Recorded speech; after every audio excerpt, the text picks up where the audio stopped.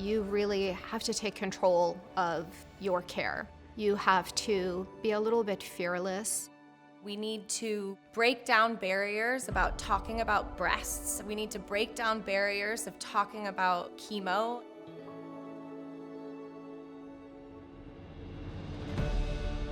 I have a voice, I have something that I could say, and I could do something to help the bigger survivor community. Clearly, this is what the universe has intended for me. It's my way of paying it forward and to really talk about all of the aspects of breast cancer.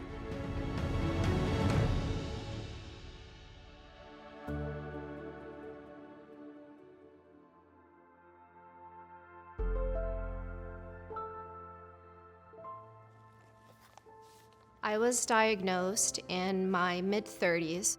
I started to notice something kind of off, and I brought up my concerns with a doctor who initially brushed them off. 6 months later, I went back to the doctor with a very clear and noticeable lump. The doctor who was doing the biopsy was an Iraqi woman who knew from my last name that I was Lebanese.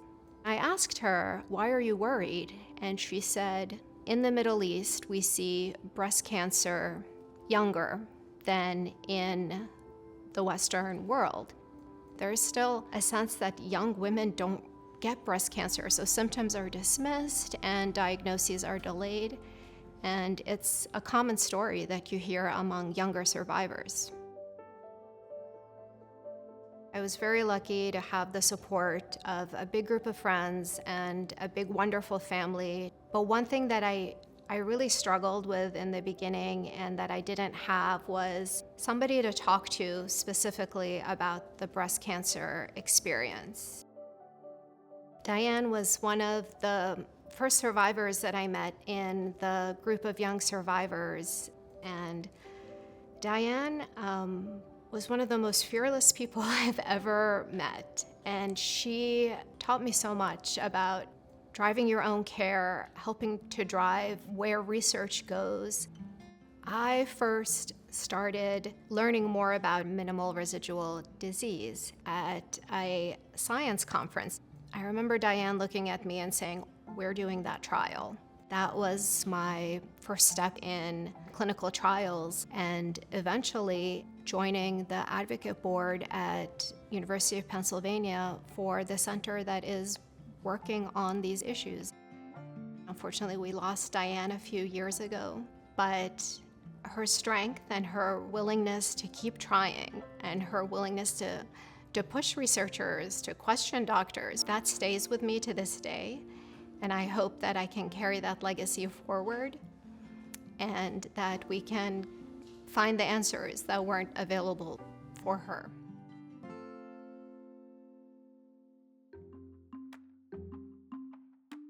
My cancer journey began at a very young age.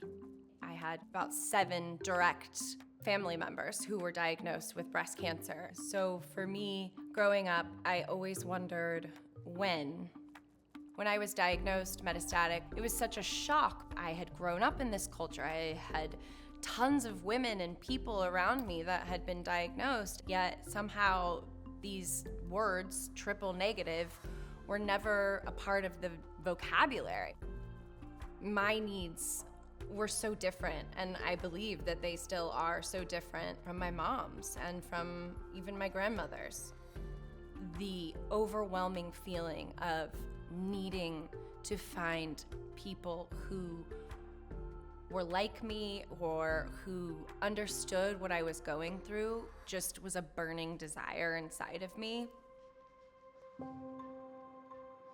I needed to see queer people. I needed to see young people, people that look like me, and diversity. This was actually my cleaning lady at my salon. She had a really hard time when I got sick, and a year and a half later, she was diagnosed with cancer. And what I witnessed of her experience being English as her second language and, coming here to this country and the kind of care that she was given compared to the care that I was given, it was unbelievable. I vowed that I would talk about these things and I would have these conversations and that I would fight for the equity that she deserved. If you had to describe LBC in one word, what word would you use? The first one that comes to mind is connection. The Young Advocates program, it really opened up my world to all the things that LBBC does.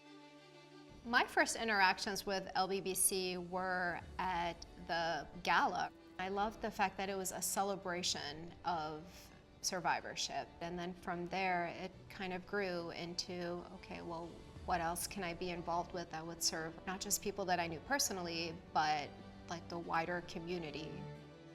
Each and every person in this room has the capacity to touch someone's life in the simplest and grandest way possible. There's so much opportunity to learn from each other and from this experience, and for me to be a witness and to support every member that's open and willing, it's a true gift to be a part of it.